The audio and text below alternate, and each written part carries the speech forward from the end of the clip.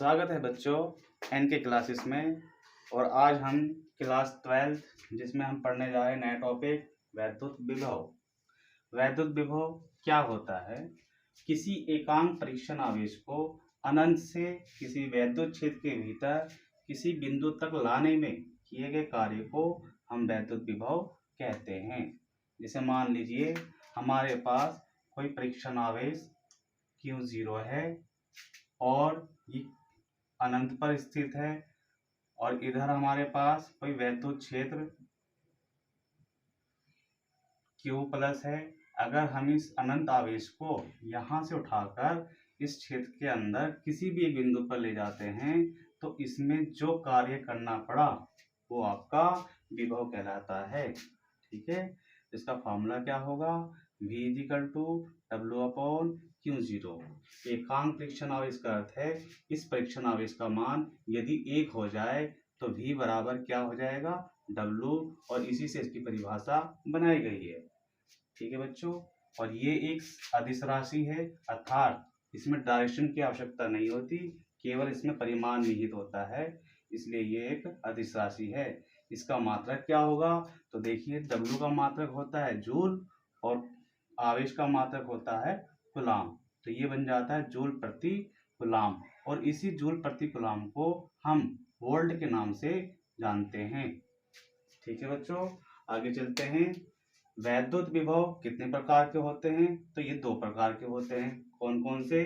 धनात्मक वैद्युत विभव और ऋणात्मक वैद्युत विभव। अब ये क्या होता है इसमें देखते हैं। इसमें क्या होता है कि यदि आपके पास कोई परीक्षण आवेश है Q0 जिसका मान 1 हो, उसे आप अनंत से उठाकर कहाँ लाते हैं? प्लस के कारण उत्पन्न हुए किसी वैद्युत क्षेत्र के भीतर, तो इस कारण से इसमें क्या होगा कि वैद्युत बल के विरुद्ध कार्य करना पड़ेगा और इसी कारण इसका वैद्युत विभव धनात्मक होता है। ठीक है बच्चों, ध्यान रखिएगा, जब भी कोई वैद्युत क्षेत्र आपका प्लस Q के कारण उत्पन्न है और उसके अंदर किसी परीक्षण आवेश को हम ले जाते हैं, तो देखिए परीक्षण आवेश भी आपने लास्ट वीडियो में पढ़ा था कि इसका जो नेचर होता है वो धनात्मक होता है। यहाँ भी धनात्मक और ये भी धनात्मक, तो आप जानते ही हैं इनके बीच में कैसा बल उत्पन्न होगा? प्रतिकर्षण का बल।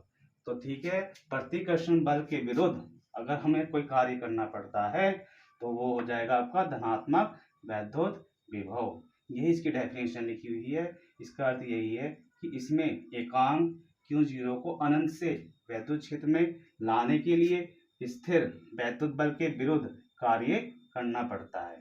ठीक है बच्चों, यानी दोनों के बीच में प्रतिकर्षण बल है और इसके बाद भी अगर आपको इसको यहाँ अंदर लेकर जाते हैं तो आपको कार्य करना पड़ेगा। इसके विपरीत होता है आपका ऋणात्मक वैद्युत विभव।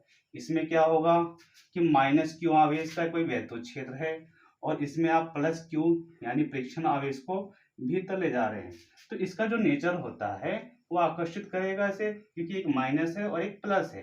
तो इसमें क्या हुआ कि इस सिस्टम ने, इस वैद्युत क्षेत्र ने इस आवेश को अपनी ओर खींचा।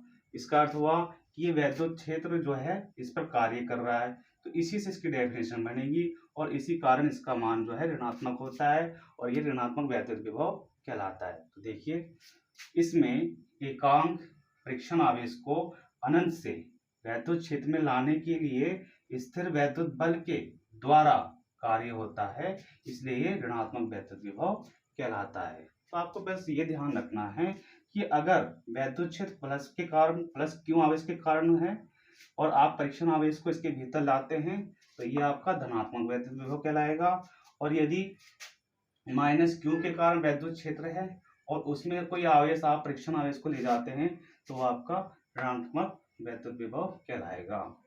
ठीक है बच्चों, इसे आप नोट करें। अब है वैद्युत विभवांतर। वैद्युत विभवांतर क्या होता है इसे समझते हैं। यदि आप वैद्युत विभव समझ गए होंगे तो वैद्युत विभवांतर भी बहुत आसान है। इसकी डेफिनेशन से पढ़ते हैं कि ये क्या है। किसी वैद्युत क्षेत्र के भीतर किसी एकांक परीक्षण आवेश को एक बिंदु से दूसरे बिंदु तक ले जाने में किए गए कार्य को विभवांतर कहते हैं। इसका अर्थ क्या हुआ कि मान के चलिए आपने कोई परीक्षण आवेश लिया,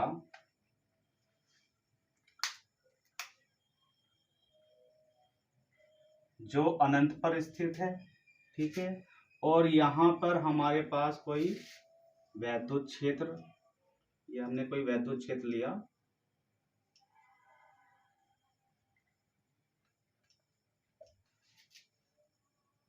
इस वैद्युत क्षेत्र पर हमने 2 पॉइंट ले लिए।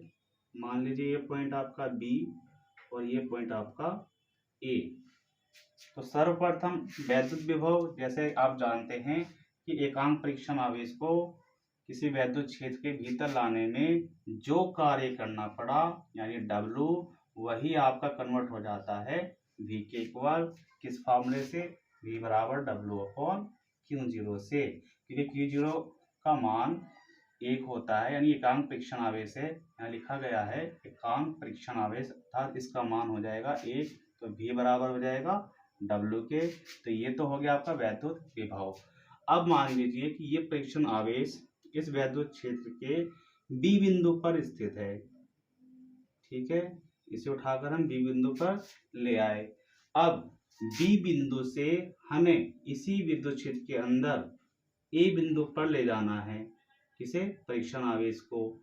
तो यहाँ भी हमें कुछ ना कुछ वर्क करना पड़ेगा, और ये वर्क किसके बराबर होगा, अगर परीक्षण आवेश का मान 1 है, यहाँ से हम उठाकर इसको हम ए बिंदु तक ले जाते हैं, तो इसमें क्या होगा, सबसे पहले आपको भी बी का मान निकालना पड़ेगा और फिर भी ए का मान, ठीक है, यानी भी बी और फिर भी ए, और इन्हीं दोनों का अंतर जो कहलाता है आपका वैद्युत विभवांतर। देखिए नाम में ही इसका अर्थ छिपा हुआ है, विभवांतर का मतलब दो विभव के बीच का अंतर।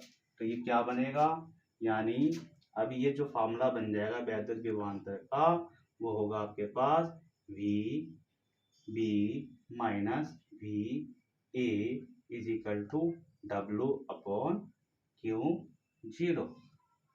ठीक है बच्चों, तो इस तरह से आप वैद्युत विभवांतर को समझ सकते हैं। इसका मात्रक सेम वही होगा जो वैद्युत विभव का होता है, यानी वोल्ट। ठीक है बच्चों, तो आज के लिए इतना काफी है, कल फिर मिलेंगे इसी टाइम, तब तक के लिए गुड नाइट।